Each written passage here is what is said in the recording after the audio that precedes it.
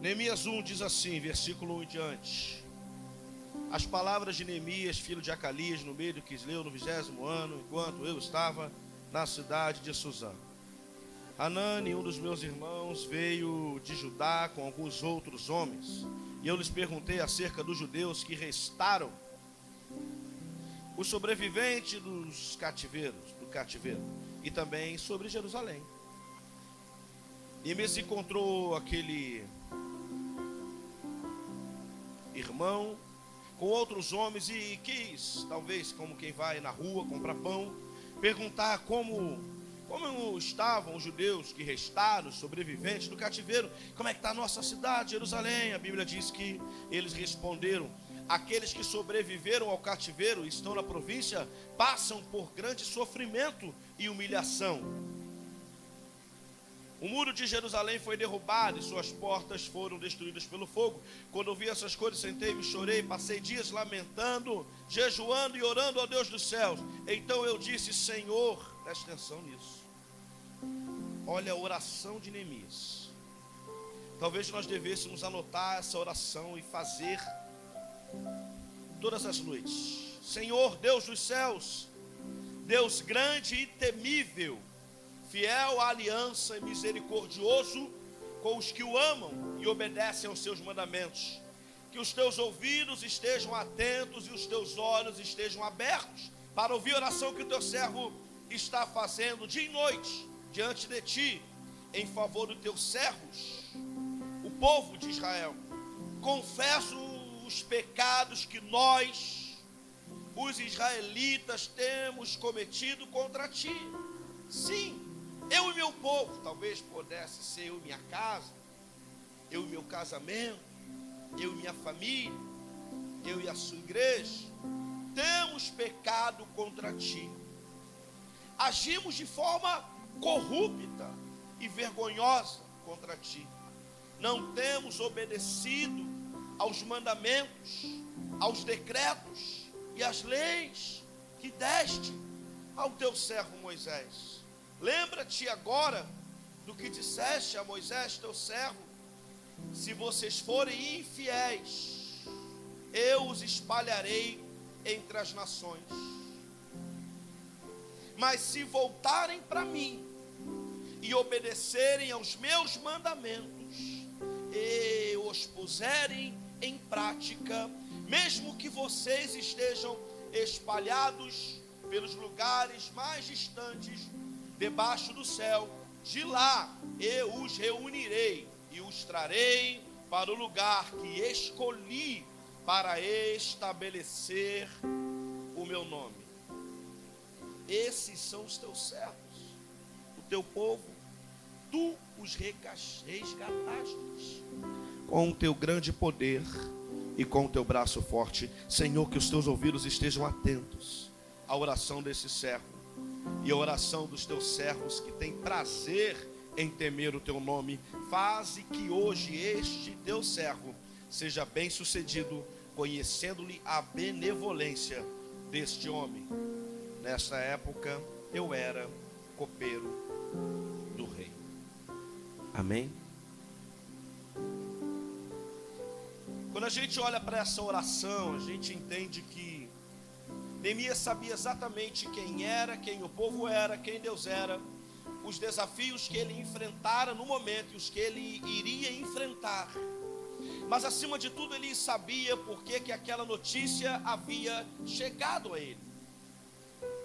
Eu quero falar um pouco sobre a importância de saber terminar e entender que terminar pode ser interromper ou concluir.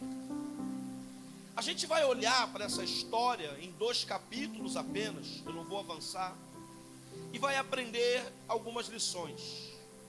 Primeiro, se nós olharmos para a nossa vida, nós vamos ver no nosso retrospecto, no nosso passado, que em algum momento nós não soubemos dar fim a algum ciclo, dar fim a algum pensamento, colocar fim em alguma ação, em alguma coisa que já deveria ter acabado. De outra forma também vamos perceber que começamos algumas coisas e não fomos capazes de terminar, de concluir. Aliás, terminar, como eu disse, pode ser interromper, ou pode ser concluir. Neemias, ele terminou essa obra, você conhece a história. Neemias terminou essa construção, a construção dos muros. Neemias terminou também com um ciclo de lamento. E vamos começar por aí. Quando Neemias recebe aquela notícia, que os muros foram destruídos, as portas foram queimadas, Neemias, ele começa um ciclo de lamentação. Mas muito mais do que isso, quando Neemias ouve aquela notícia, Neemias está terminando com um ciclo de acaso. Vou te explicar. O acaso é quando nós estamos à própria sorte, quando nós estamos sendo levados pelo vento, ainda amando a Deus, ainda procurando, e como é difícil entender as variáveis de Deus, como Deus age, o que Ele quer de nós. Às vezes somos constrangidos com a bondade dEle para gente tão pequena como nós. Mas o fato é que Neemias estava pondo um ponto final em um ciclo de descaso. Porque aqueles homens, irmãos, vinham da cidade, a cidade que estava destruída. E ninguém que convivia lá foi capaz de se pôr em posição de fazer alguma coisa por aquele lugar, por aquelas vidas, por aquela casa, por aquela família. Às vezes estamos assim. Às vezes estamos em um lugar, uma casa, uma família, uma vida, um negócio, tudo pertence ao Senhor, irmão. A gente tem dificuldade de entender essa coisa do reino. O reino está em todo lugar, tudo que a gente faz. A nossa única missão, vamos definir isso aqui. A nossa única missão, a missão é aquilo que eu não posso terminar a vida sem executar, sem cumprir, sem terminar. Só tem uma que o Senhor nos deixou: ide por todo mundo, pregai o evangelho a toda criatura e fazei discípulos, batizando em nome do Pai, do Filho e do Espírito Santo. Essa é a nossa única missão. Não se engane. Ah, mas eu tenho papéis, eu tenho profissão, eu tenho empresa, eu tenho cargos. São ofícios, é atividade meio, não é atividade fim. O nosso chamado, eu fui chamado para o quê? Minha única missão é essa. Qual é o chamado então que eu tenho? Não difere. A gente fica confundindo as coisas. Você tem uma missão, esquece propósito, esquece chamado, porque confunde a gente. Eu falo sobre isso e acabo confundindo. Vamos para a missão. O que é mais importante? É a missão, e a missão é o fim. Aí Deus não precisa, mas Ele, como arquiteto de todas as coisas, Ele tem cada coisa no seu lugar. Ele sabe que de acordo com um talento, uma habilidade, um jeito, uma personalidade, você vai fazer uma coisa no meio que vai proporcionar você concluir, terminar o que é a tua missão.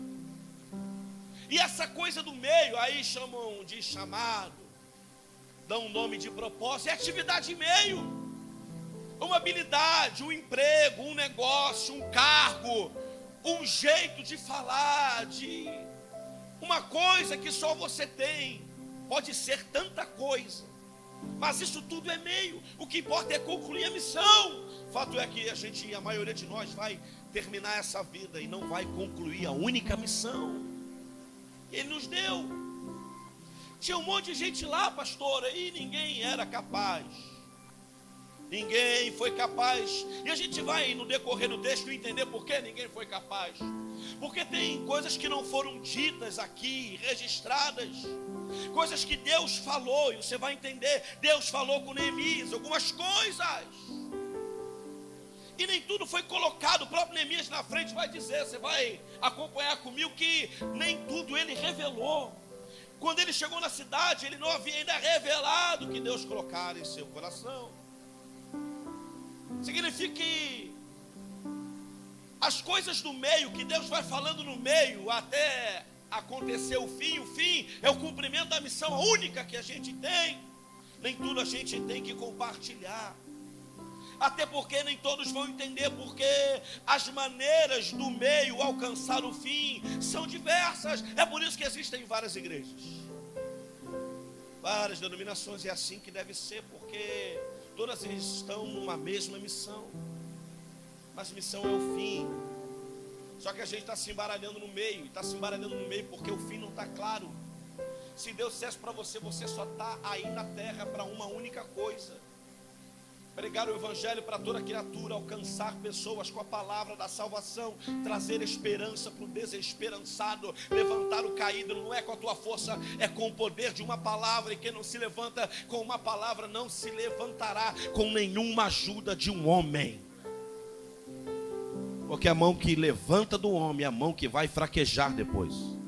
Mas uma palavra, ainda que vindo do homem, da parte de Deus, vai permanecer contigo o resto da sua vida. Ela que vai te sustentar. Mas a gente quer sustentado para quê? A gente não entende o fim. A gente só está sendo sustentado para cumprir uma missão. E às vezes para cumprir a missão você precisa terminar alguns ciclos, dar basta em algumas formas, saber assumir o controle para terminar, dar o fim e também chegar até o fim. Quando os muros foram destruídos, as portas queimadas, estava ali e ninguém havia percebido. Parece contraditório, mas iniciando o fim de um ciclo, o fim do conformismo. Quando Neemias ouve aquilo, Deus coloca algo no coração dele, e ali estava iniciando um novo ciclo, um ciclo do fim de quê? Do conformismo. O fim do conformismo foi decretado. Eu estou aqui para te desafiar a você mesmo decretar o fim do conformismo. O conformismo é andar em conformidade na mesma forma com que a tua vida está te levando, com quem está ao teu redor está te levando. Não, assume esse negócio, dá um basta nessa parada, muda essa estrutura, muda o meio, pega o foco naquilo que é finalidade, aquilo que é fim, e todas as coisas vão cooperar para aqueles que amam a Deus. E um segundo a sua proposta. A proposta de Deus para a tua vida é o seguinte: vai andar na terra, pode comer do bom e do melhor, mas é o seguinte, no final eu vou te perguntar: cumpriu a minha missão? A Bíblia está dizendo: vai comer o melhor da terra, vai ser feliz, vai ter prazer com a tua mulher, com o teu marido. Está tudo na Bíblia, nada é proibido. Goza do fruto do teu salário, do teu suor, alimenta a tua alma, vive os teus sonhos, cumpre os seus desejos, mas não esqueça que você tem uma missão. Quando uma coisa ruim aconteceu, naquele momento, na verdade, estava sendo decretado o fim do conformismo. Porque quem ouviu era diferente de quem estava. Às vezes quem ouve de fora é diferente de quem está dentro. Às vezes quem vai para fora ouvir difere daquele que tem a visão interna, que está sufocado no problema. Às vezes você está sufocado no problema, e aí alguém de fora vai dar uma palavra, vai dizer alguma coisa, vai dar uma direção, e a gente não entende por quê. Porque você não entendeu ainda que tem uma finalidade, tem uma coisa que precisa ser terminada. Às vezes uma notícia ruim chega até você e você não percebe, você não entende, mas quem está de fora talvez já entendeu que aquilo é o término, só de um ciclo, para começar a viver um decreto de não viver em conformidade com aquilo que a vida está te apresentando. Deus tem mais para você.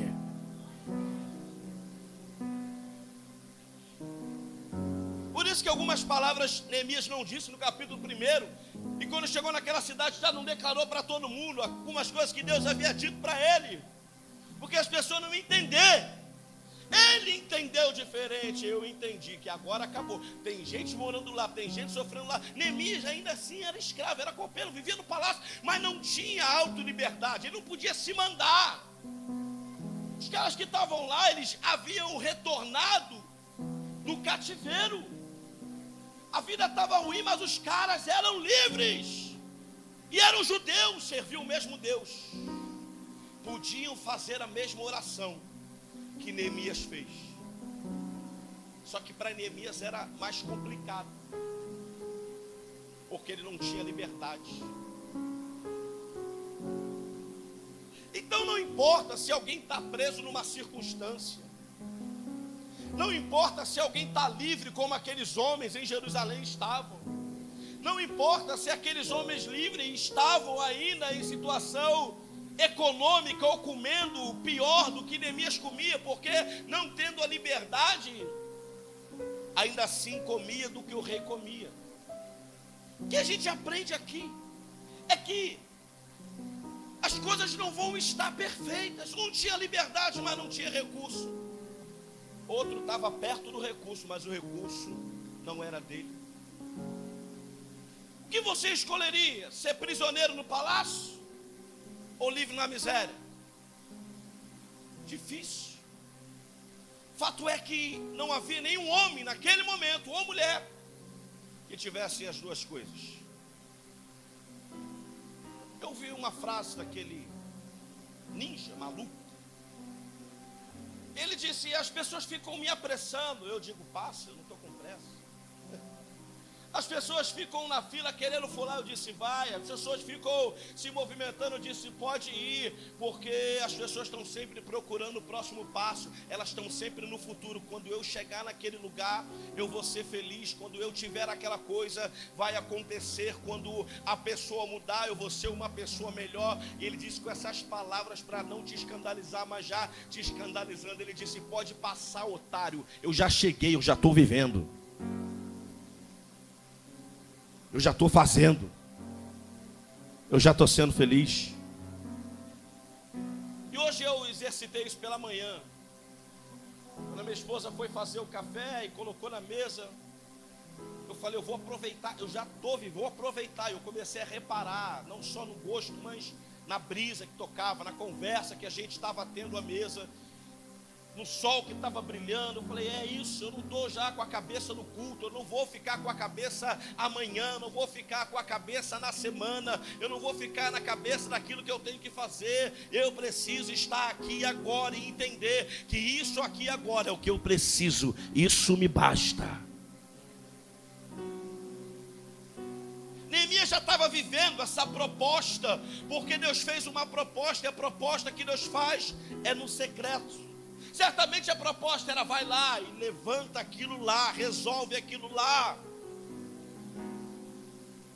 faz o que precisa ser feito. Neemias terminou, quando ele, no mundo espiritual, quando ele se revolta com aquela fala, com aquela notícia, ele estava terminando no mundo espiritual um ciclo, iniciando um decreto que dizia: hoje aqui morre o conformismo de Israel.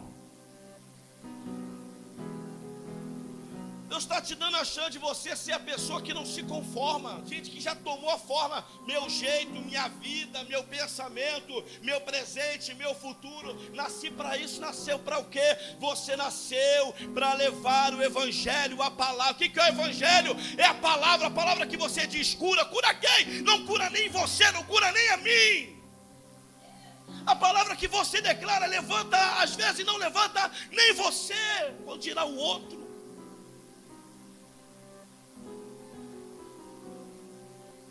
Eu prefiro ser alguém que às vezes fere sem desejar ferir, por uma palavra dita, e não que eu me orgulhe disso, que fique registrado aqui. Não há orgulho em ferir ninguém. Ninguém pode se orgulhar em ferir ninguém. Mas do que alguém que nada diz, do alguém que diz: eu nada posso fazer, não há nada que eu possa dizer, não há nada que eu possa tentar, não há nada que possa ser feito diferente.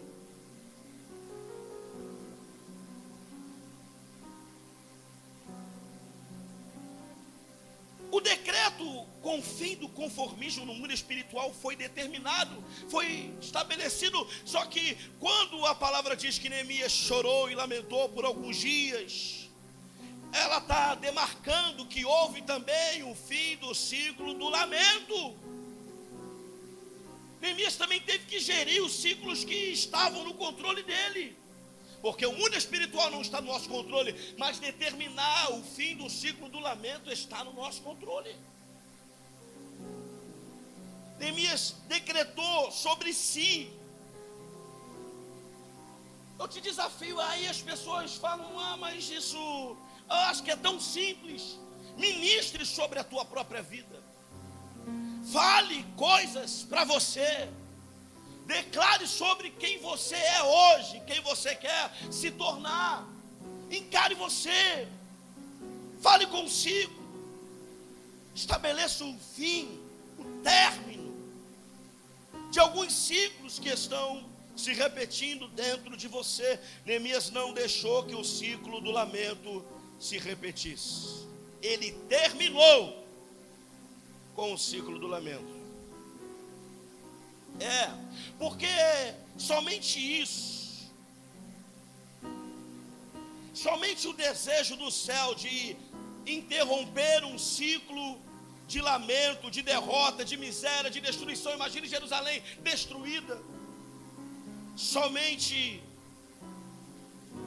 o desejo de Deus em mudar essa história, dar um fim, poderia levar alguém a ter que noticiar algo de ruim quando encontrasse Neemias. Foi Deus que permitiu que aqueles homens encontrassem Neemias no caminho e lhe entregasse uma notícia ruim.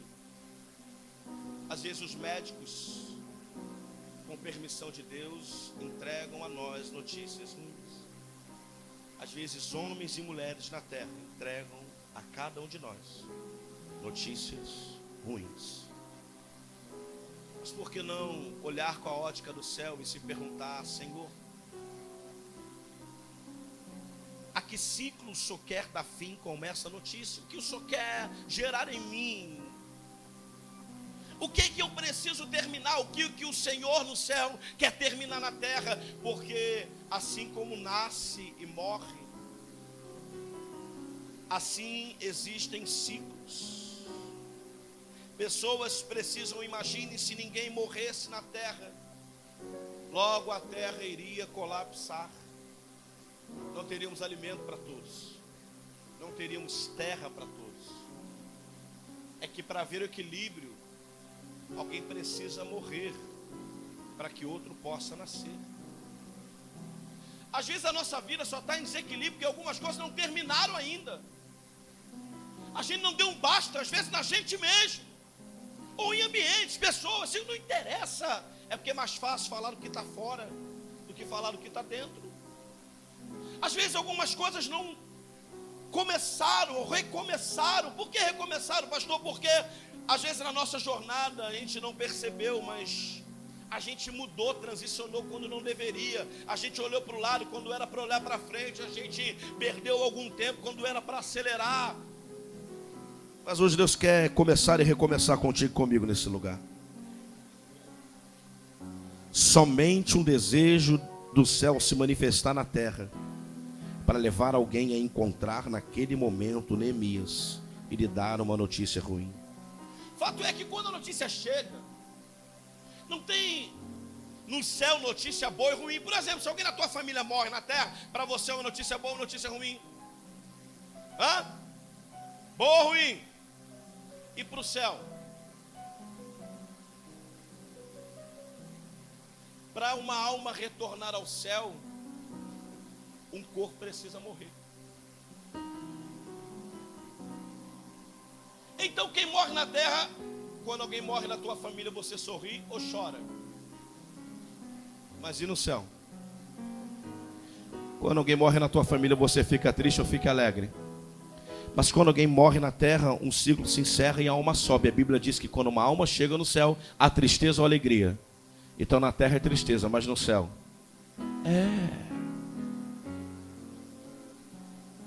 E o que é o reino? É fazer essa leitura. É difícil, eu sei, mas tem que estar disponível, tem que estar aberto para entender os contraditórios, para olhar notícia ruim, tentar achar o que está por detrás daquilo, não pela boca que vos fala, mas pela mão que decretou no céu. Porque se Deus é o teu Senhor, meu Pai, como então podemos achar que somos movidos, direcionados, redirecionados por homem, por mulher, por circunstâncias, por ambiente? Não. Então Deus de fato não é o nosso Deus. Fato é que quando Neemias recebe aquela notícia, há uma coisa que eu sempre digo que parece que é, Característica de quem conclui, de quem termina, de quem constrói a intencionalidade. Nós vamos ler com calma e você vai perceber que Neemias, desde o primeiro momento que recebe a notícia, ele é intencional em tudo o que fez. E a gente não tem intenção alguma. Não foi minha intenção, deveria ser. Ainda que fosse a intenção errar para aprender e dizer, nunca mais eu cometerei esse erro, nunca mais eu pisarei aqui, nunca mais sentarei ali, nunca mais deixarei de fazer isso. Porque senão a vida está só passando. E o fato é que no final não tem como cumprir a missão. Não dá para olhar para algumas vidas, e eu estou pregando para mim, e hoje talvez achar que eu vou conseguir cumprir essa missão. Não, se Deus trouxe essa palavra, é porque eu preciso de maneira intencional olhar para a minha vida, para o que eu estou fazendo agora, e entender que esse meio não vai me conduzir ao fim que Deus deseja. E eu tenho que mexer agora, ajustar agora. E o que não entender, aceitar agora. Neemias foi intencional em tudo. Ele recebe a notícia. A Bíblia diz que ele lamenta. Diga comigo, lamenta. Diga jejua. Diga e ora. Aí ele está fazendo com Deus. Agora olha só o reino se misturando, céu e terra. Enquanto ele se lamenta, enquanto ele jejua, enquanto ele ora, ele está falando para a terra ou para o céu. Mas adianta só falar para o céu? Como também adianta só falar para a terra? Agora, a manifestação do reino, entenda o que é reino. Pare de se subdividir em papéis, em vidas, em ser. Eu já fiz isso, eu já preguei, já falei. E se você guarda isso, esquece, eu estava errado. Repense, você é uno. Agora, depois de lamentar, jejuar e orar, a Bíblia diz que Neemias vai cumprir o seu ofício.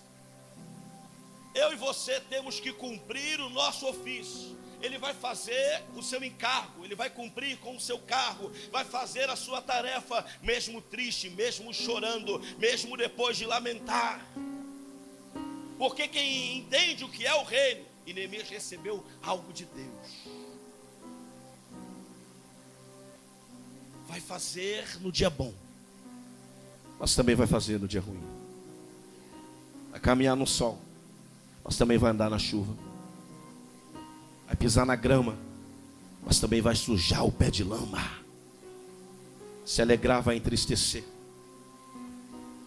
Vai gritar, vai sussurrar, vai ofender, vai pedir perdão. Agora Neemias vai ao encontro do rei. Ele foi ao rei.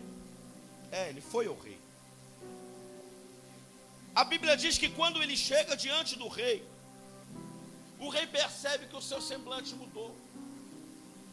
Você acha que Neemias teve o seu semblante modificado por ser intencional ou somente porque o seu coração? Irmão, se você é contratado para fazer uma coisa, alguém te diz, olha, triste ou alegre, eu quero você servindo a bandeja sorrindo. Eu não quero expressão. Vai ter uma orientação. Se o rei percebe uma diferença no rosto de Neemias, é porque Neemias não cumpriu uma orientação prévia, um ritual, uma forma de servir. Era um palácio, irmão. Diferente da nossa casa, da nossa vida, que a gente vive do jeito que quer, porque é dono do nariz. Ali tinha um governo, e o governo tem leis, tem normas. Quem não cumpre é punido. É que a gente acha que não está sendo punido, continua livre. O problema é quando a gente chegar lá e ele perguntar, e aí, cumpriu a missão? Te dei um tempão. Eu vi todas as vezes que você dizia, a vida é minha, eu faço do meu jeito, Deus sabe do meu coração, mas eu nunca fui lá te incomodar, porque eu sempre acreditei, eu só queria a missão. Mais ou menos como um filho que às vezes você vai deixando e não acompanha, se estuda, se tem prova e depois percebe, em dezembro, que ele foi reprovado. O problema é que na terra dá para repetir um ano, mas não dá para repetir uma vida, irmão. Não dá para repetir uma vida. Os anos estão passando, sua vida está indo embora. Quem era novo já não é tão novo. Quem tinha 18 passou dos 20, dos 22, dos 23. Quem tinha 20 já tem 25. Quem tinha 30 passou dos 40. Não dá para reviver, não dá para voltar à vida. Ah, meu Deus. Ele vai ao rei. Ele intencionalmente muda o semblante, porque ele precisava de um motivo para entrar no assunto. Ele não tinha autonomia, ninguém, lembra lá de Esther? Tem que ter autorização para falar, meu amigo. Mas a gente vive a vida agora assim, eu falo o que eu quero.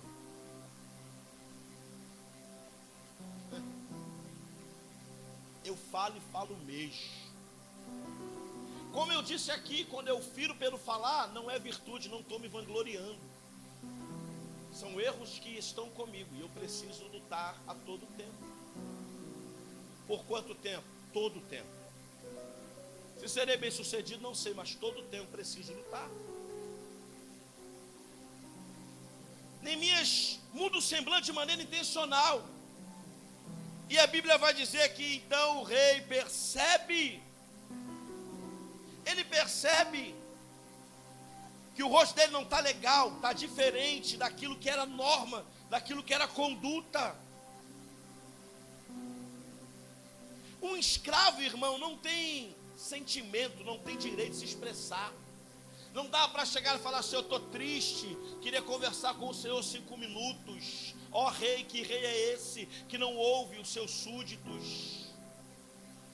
Não. Ele muda de maneira intencional. E o que ocorre é que o rei, percebendo, diz para ele: por que seu rosto parece tão triste se você não está doente? Essa tristeza só pode ser do coração. E a Bíblia diz, olha isso, com muito medo. Então Neemias fez o quê? Ele foi ao rei. Ele mudou o semblante. Ele temeu o homem. Porque quando o rei faz essa observação, a Bíblia diz que Neemias declara que temeu. Ele temeu. A Bíblia diz, com muito medo, eu disse ao rei. Diga comigo, Neemias temeu o homem. Disse, que viva o rei para sempre. Como não estaria triste no meu rosto, se a cidade em que estão sepultados os meus pais está em ruínas. Olha o peso emocional. Neemias foi ou não foi intencional em suas palavras? Ele coloca os pais. A gente aprende desde o primário que pai e mãe é sagrado. Hoje está tudo banalizado. É filho do pai, filho do pé. Você vê uma criança hoje na rua, é tranquilo, mas naquela época, não estou falando lá não, estou falando na minha, talvez na sua. O bicho pegava, quer arrumar problema, é o seguinte: quer xingar minha mãe, cospe no chão. Quer xingar minha mãe, cuspe no chão. A pancada comigo, irmão. Cospe no chão. Tá xingando minha mãe? Tá xingando minha mãe, moleque? Tá? Hoje em dia é comum, é brincadeira xingar a mãe do outro. Neemias coloca o peso, a reputação, a família, a hereditariedade, as gerações. Ele diz: como eu não posso estar triste, meu rei, se a cidade em que meus pais estão sepultados está destruída? Ei, o pai está morto, a mãe está morta, é o muro que está destruído, a porta está queimada. Ninguém desenterrou os pais não, mas ele foi intencional. Ele conhecia o terreno e o rei sabia quais palavras precisava usar. E a gente quer fazer tudo de qualquer jeito e conseguir tudo do rei. A gente quer falar de qualquer maneira e quer conseguir tudo do rei. Ele é pai, mas ele continua sendo rei. A gente quer ser só filho e filha, mas não quer ser servo e serva.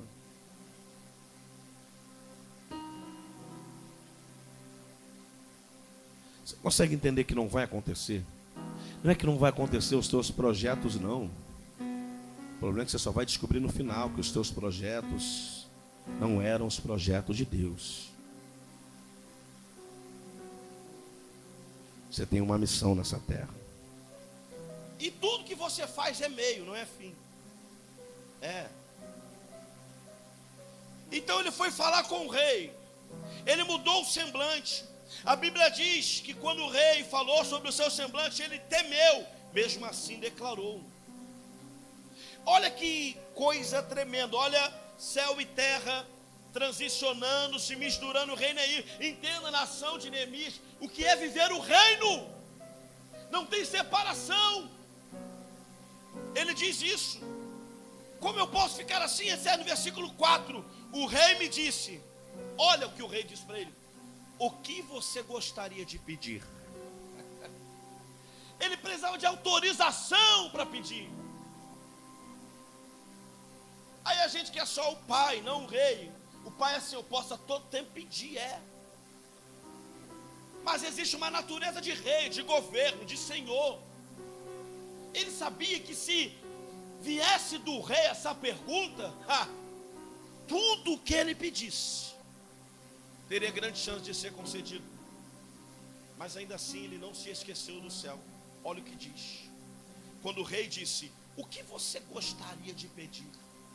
Neemias no versículo anterior incitou, sugeriu que ia pedir alguma coisa? Não. Agora ele consegue uma abertura. Mas olha o que ele faz. Parte B do verso 4, ele diz, então orei ao Deus dos céus. No versículo 5 ele diz, e então respondi ao rei. Ele não parou, não se recolheu, não levantou, não ajoelhou. Esse é o rei em movimento, em uma pessoa se manifestando, com a sua inteligência, com a sua sensibilidade, percebendo que Deus queria através daquela notícia, entendendo que não era para falar com o rei antes de chorar, de debruçar o seu luto, acabar com o seu sentimento. Ele interrompe, agora ele jejua, ou seja, abstém da sua natureza física para se aproximar do céu. Ele não orou e jejuou, ele jejuou e orou. Ele não jejuou antes de chorar.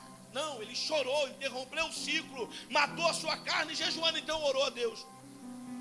Agora ele vai falar com o rei, agora ele muda o semblante, agora ele teme, sente o temor, e aí ele ora a Deus.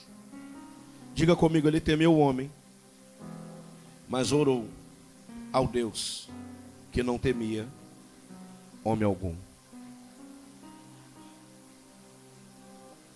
Que não dá para combater igual com igual. Por isso que quando acusaram Jesus lá, em que nome, com que autoridade você expulsa demônios, e quiseram colocar ele no mesmo nível das trevas, ele disse, pode a treva, em outras palavras, expulsar a treva? Não, tem que ser o oposto, tem que ser maior, é luz que coloca a treva para correr. Você não está entendendo, quem anda igual, quem pensa igual, quem está no mesmo nível, às vezes quem está do mesmo lado. É por isso que às vezes acontece na nossa vida. Entenda com sabedoria o que eu estou dizendo aqui. Trato todos vocês como quem tem a sabedoria para discernir no Espírito o que vou dizer agora. É por isso que Jesus disse que ele veio para trazer divisão. Às vezes na casa, às vezes na família. Pensamentos que divergem, visões diferentes, até que tudo se encontra. Agora me diz uma coisa, se a gente entender, começar pelo fim, o fim é o que? A missão. O que eu vou ser cobrado quando chegar no céu? Vou me perguntar, e aí, cumpriu a missão? Que missão? Levou o evangelho a toda criatura, levou a palavra de esperança, batizou, em nome do Pai, do Filho e do Espírito Santo. Se a gente começasse pelo final, a gente só teria que discutir como é que a gente vai fazer juntos um meio para que isso aconteça, para que nem eu nem você possamos ouvir no dia do juízo que não cumprimos a única missão que Deus nos deu. Deus não nos deu a missão de ser grandes na terra. Ele disse, você pode ter tudo. Deus não nos deu a missão de ser rico. Ele pode, tesouro escondido eu posso te dar, não tem problema. Para ele ser pequeno. A única missão que ele nos deu é o seguinte: povoa o céu. Traz gente para cá. Eu estou confiando e acreditando em você. Luta pela tua casa. Luta pela tua família. Traga eles para cá. Eu reservei um lugar para eles aqui. Tem lugar para todo mundo. Eu não quero ver, em outras palavras, o elevador ir para o subsolo. Não. Deixa ele vir para o céu. Coloca a tua família, aperta o C, deixa vir para o céu. Neemias foi intencional em tudo. Você percebe que Neemias foi intencional em tudo, assim, de maneira clara agora, sim ou não? Então ele vai orar, o Deus que não teme o homem. Fato é que ele agora induz o rei a lhe perguntar o que ele queria. E quando o rei pergunta o que ele queria, ele sabe novamente o que deve fazer. Ele diz o que queria, quando queria e como queria. Estava tudo na cabeça dele. Já estava tudo dentro dele. Os pontos já estavam conectados para o destino final, para a missão. Vai lá e reconstrói os muros. Talvez a gente entrou aqui hoje, para algumas pessoas eu disse, vai lá para reconstruir a tua vida. E aí a gente tem que entender que é preciso primeiro reconstruir a nossa maneira de pensar, de ser. Reconstruir o nosso dia a dia, reconstruir a nossa percepção, os nossos valores, o estar no presente. Como eu disse no início, já estou sendo. E é verdade, a gente está sempre procurando, indo atrás do próximo lugar, vai para um compromisso aqui, está atrasado para o outro, eu preciso chegar no outro, quando eu chegar naquele outro, vai dar tudo certo, só que no outro a gente já está pensando no outro compromisso, na hora que está chegando a gente vai se atrasar, então o objetivo passa a ser chegar no outro, a gente está sempre querendo chegar em algum lugar, e não está vivendo hoje o lugar. Fato é que ele diz o que quer, quando quer e como quer, e você conhece a história. Ele recebeu os recursos. Além disso, a Bíblia diz que ele recebeu a proteção do exército do rei. O rei perguntou para ele, quando você vai voltar, o que você precisa levar? E ele vai acrescentando no versículo 7, acrescentei, se for do agrado do rei, que me dê cartas aos governadores, para que me deixem passar até eu chegar, que me dê também, e também, e também, e também. Aí na parte B do versículo 8, ele diz, visto que a bondosa mão de Deus estava sobre mim, o rei atendeu os meus pedidos. Ele é uno, ele está ali, ele está intencional, ele está no estado de alerta, ele está consciente dos passos que está dando. Ele está atento nos sinais do rei, mas com os ouvidos no céu. Os olhos estão no rei, mas o coração está no céu. Não tem tempo para isso, não tem momento para isso, é todo tempo, a todo momento. Vamos repensar a nossa vida segundo o que estamos aprendendo com Neemias, porque temos uma missão. Ele recebeu tudo e agora ele diz, eu só recebi, ele não diz porque eu fui intencional, não dá para competir com Deus. Por isso que eu digo que a glória de Deus, a alegria é nossa, a gente se ofende. A gente pode se alegrar, a gente não pode reter a glória de Deus. Eu posso me alegrar, pular com uma conquista, uma vitória. Mas no final eu preciso reconhecer que tudo isso foi porque a poderosa mão de Deus estava sobre mim. A gente às vezes age, gente religiosa, pega alguma coisinha, olha o que ele falou, olha, se colocou. Não dá para competir com Deus, não passa na minha cabeça competir com Deus. Não tem como, ele está no outro nível. Nada que você faça vai botar você para competir com Deus. Se alegre. Só entenda que você tem uma missão. E o cumprimento da sua missão glorifica a Deus e te traz alegria na terra. Quando eu estou cumprindo a missão de Deus, eu estou glorificando a Deus. Eu estou mandando a glória do que eu realizo na terra para Ele. Porque senão a alegria é nossa, a glória é nossa. Se o que eu faço hoje não está alinhado com o objetivo final, a missão que Deus quer de mim, na verdade, todo aplauso que eu recebo, todo dinheiro que eu recebo, toda pessoa que vem a mim, é para minha alegria, mas infelizmente também é para minha glória, ela me glorifica, porque Deus está dizendo ali de cima, não é nada disso que eu queria. Você pode ter tudo aí, mas não é nada disso que eu queria, porque o que você está fazendo não vai conduzir as pessoas até mim.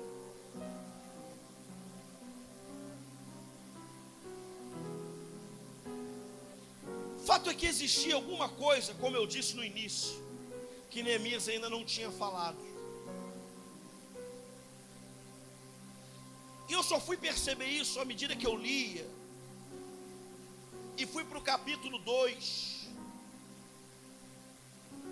E fui perceber que, em determinado momento, quando Neemias chega naquela cidade,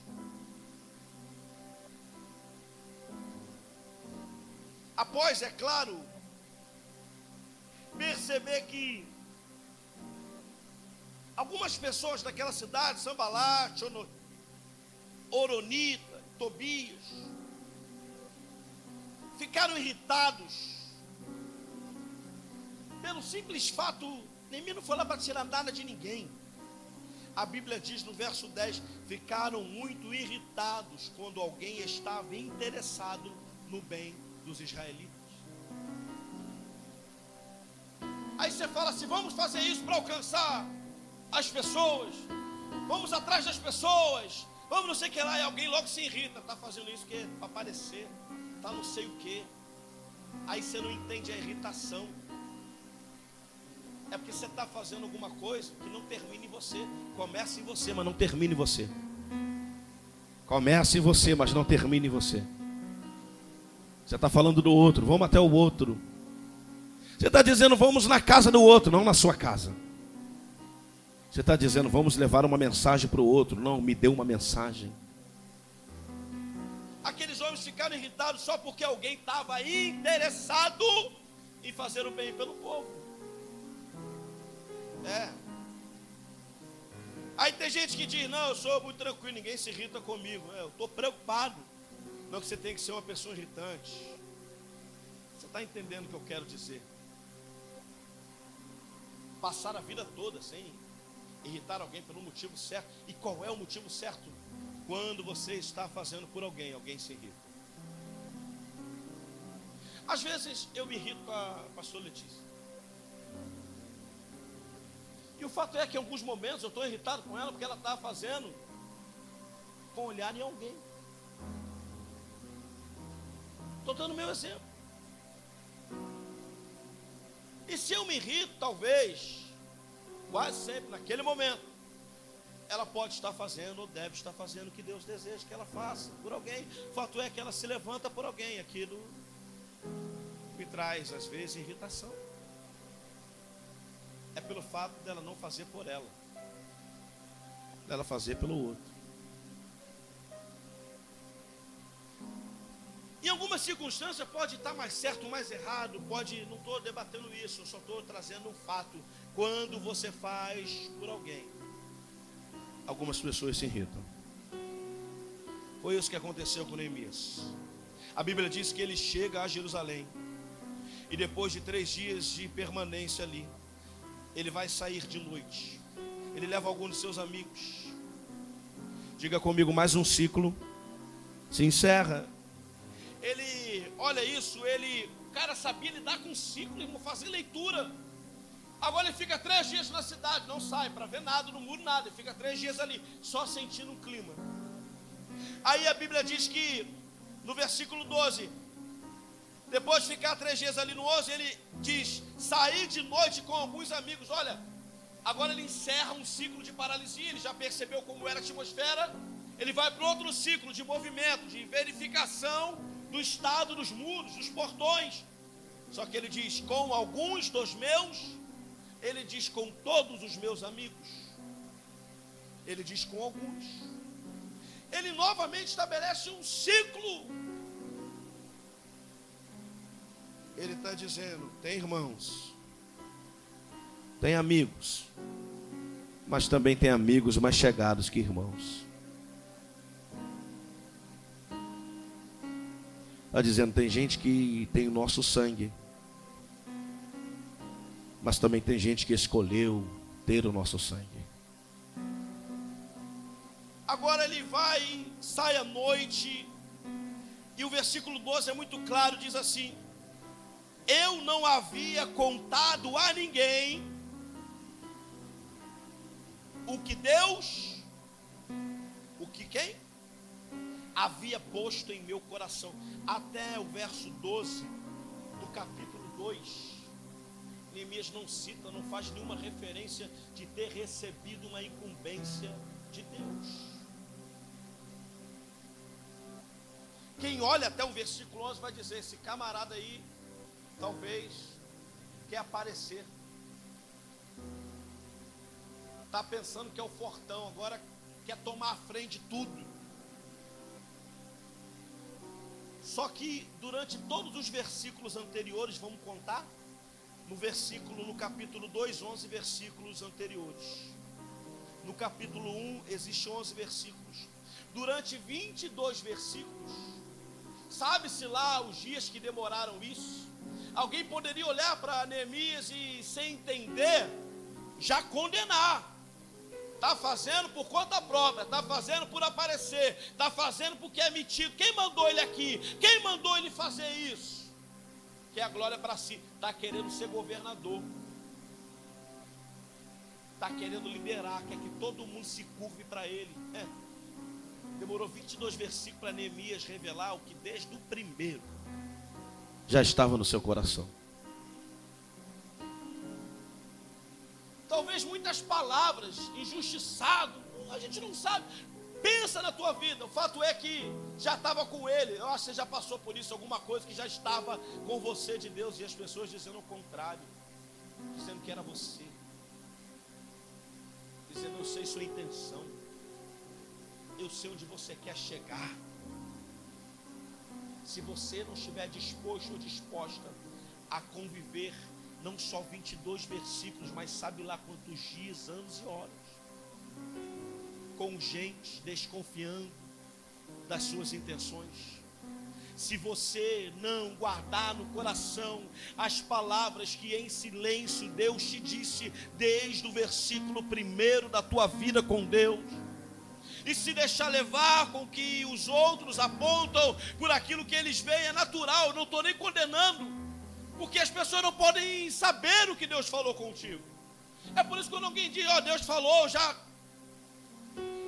eu só analiso o que está fora. Eu digo, eu não estou desconfiando, mas é que para mim eu tenho que analisar o que aparece. O que aparece para mim é o que você revela, são as suas ações ou omissões, são as suas palavras ou não palavras. Então, segundo isso, eu estou julgando, analisando. Mas já que você diz, eu não vou fechar a condenação, porque poderia estar indo contra o próprio Deus, dizendo que é, e às vezes pode não ser. 22 versículos, muitas horas, dias, vida, porque hora e dia é vida, tempo de vida, guardando, sem revelar, e sofrendo talvez acusações, interpretações erradas. Porque ele diz, eu não havia contado a ninguém o que Deus, o meu Deus, havia oposto em meu coração, que eu fizesse por Jerusalém. É que eu fizesse por mim? Neemias poderia dizer aqui, foi uma maneira de Deus me tirar daquele palácio, foi uma maneira de Deus me trazer para perto do meu povo, porque os que haviam voltado no cativeiro do Egito estavam lá, para a terra dos meus pais, para minhas origens. Olha o que Deus fez, o rebuliço que Deus fez para mudar a minha vida. Não é nada disso.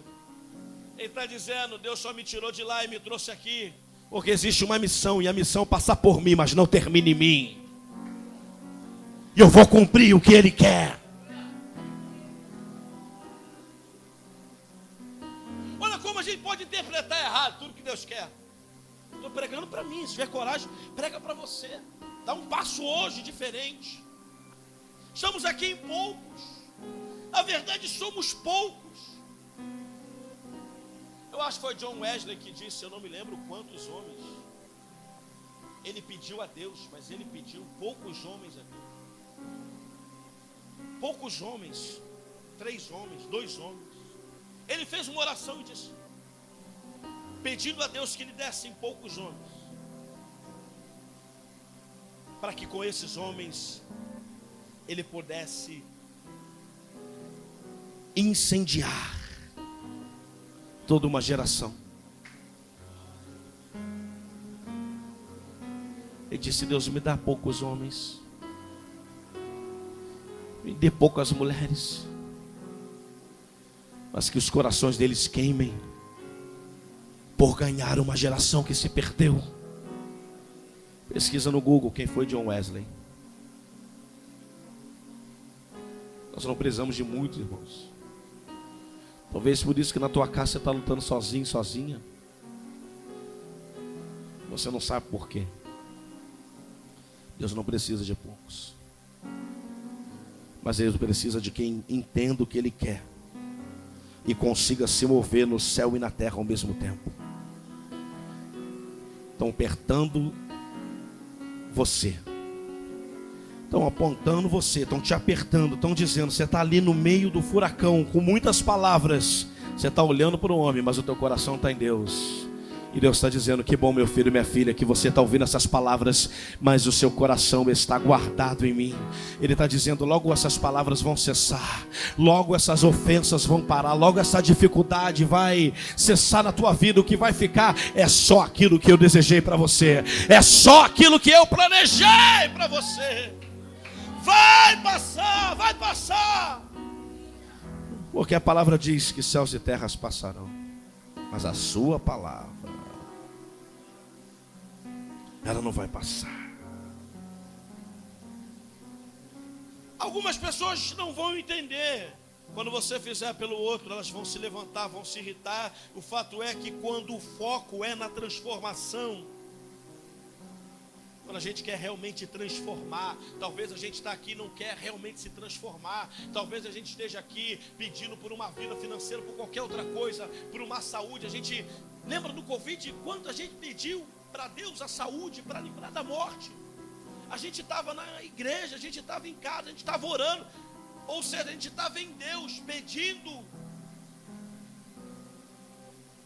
Mas o foco não era na transformação. A gente só queria um livramento imediato. Porque se a gente olhar para cada um de nós, os nossos hábitos não mudaram. Não somos as pessoas saudáveis que dizíamos que seríamos. Não comemos o que diríamos que comeríamos. Não fazemos as atividades que dissemos que faríamos. Não dormimos o que precisávamos dormir. Continuamos nos importando, gerando sentimentos ruins com coisas que dizíamos na época. Isso não me importa mais. O que eu quero é passar por essa fase. O que eu não quero é ser pego por essa doença. Porque o nosso foco não era na transformação. Mas quando o foco está na transformação, a oposição vai se manifestar.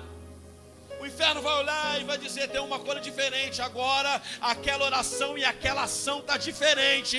Aquele homem está diferente. Aquela mulher. O que eu estou desejando para você é que a oposição se manifeste. Porque tem problema que eu e você trouxemos. Mas o que eu estou pedindo é que a verdadeira oposição não é a minha, é o céu. Porque se a oposição for ao céu, o céu vai garantir. É por isso que o foco tem que estar na missão. Porque se o foco está em realizar a missão do céu, quando a oposição verdadeira se levantar, começa a agradecer. Porque a palavra que diz maior o que está em nós do que está no mundo vai se cumprir. Vamos olhar para a nossa vida. Por que a gente não está maior do que o que está no mundo?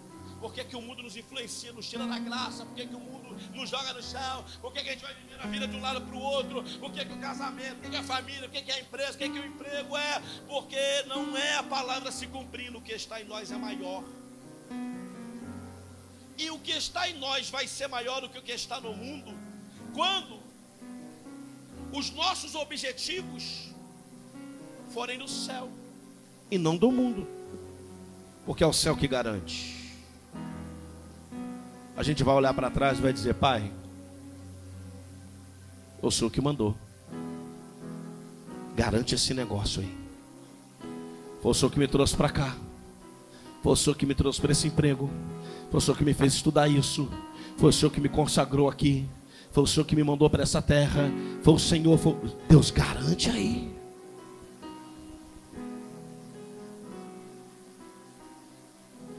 Tem coisa que ainda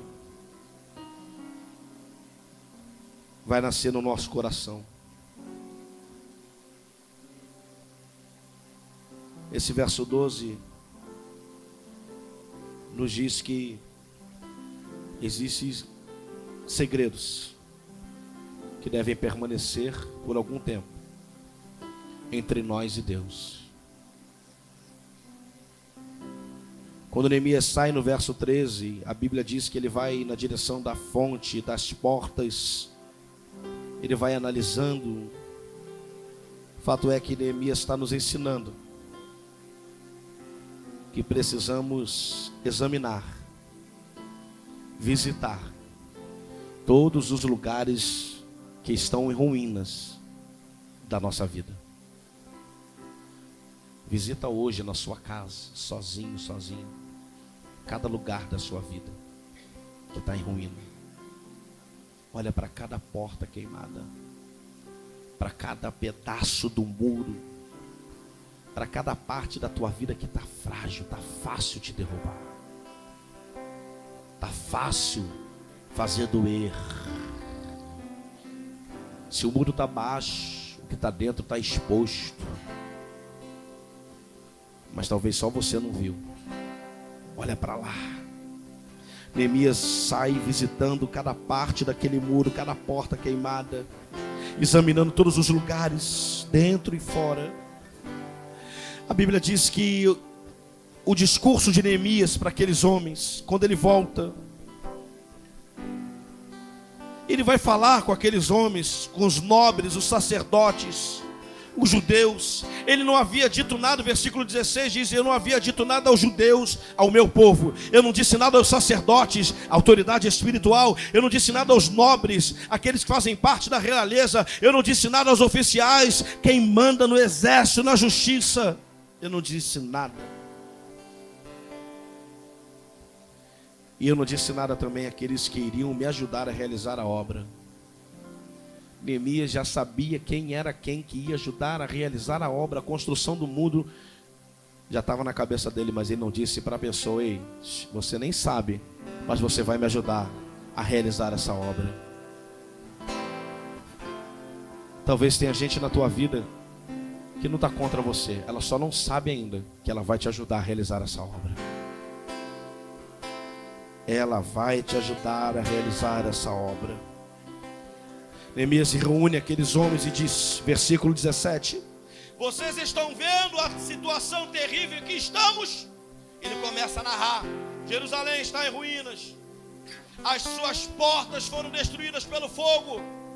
Venham, vamos juntos reconstruir o muro de Jerusalém, para que não fiquemos mais nessa situação humilhante. Diga comigo: humilhação. Eu vejo gente confundindo, eu vejo gente banalizando, usando a palavra humilhação. Gente, vamos aprender com Neemias agora. Não aprenda comigo, aprenda com Neemias, com o Espírito Santo na tua casa, com Deus que fala contigo. Releia esse texto. Faça a oração de Neemias no capítulo 1. Diga para ele: nós temos nos corrompido sim. Porque até quando você deixa de fazer o que Deus, você sabe que já te pediu, que é a tua vida toda para Ele, você está corrompendo, você está tirando parte daquilo que Ele te pediu, daquilo que Ele deseja de você. Ele diz: vamos fazer alguma coisa para que não fiquemos mais nessa situação humilhante. Versículo 18, olha o que ele diz: também lhes contei como Deus tinha sido bondoso comigo, e o que o rei me tinha dito. Eles responderam, sabe o que? Sim, vamos recomeçar. Vamos começar a reconstrução. E a Bíblia diz, e se encorajaram para esse bom projeto. Quando a gente diz para você, vamos construir algo para Deus. Sabe o que Deus espera e a gente também? É o que a Bíblia diz no verso 18, parte B. E se encorajaram para esse bom projeto. Fato é que a humilhação vem como uma ferramenta, irmão, para quem realmente entende o que Deus deseja.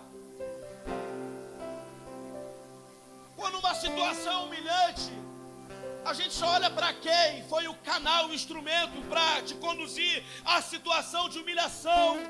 Esquece isso. Você não vê Deus em nada. Quando a gente deveria ver Deus em tudo.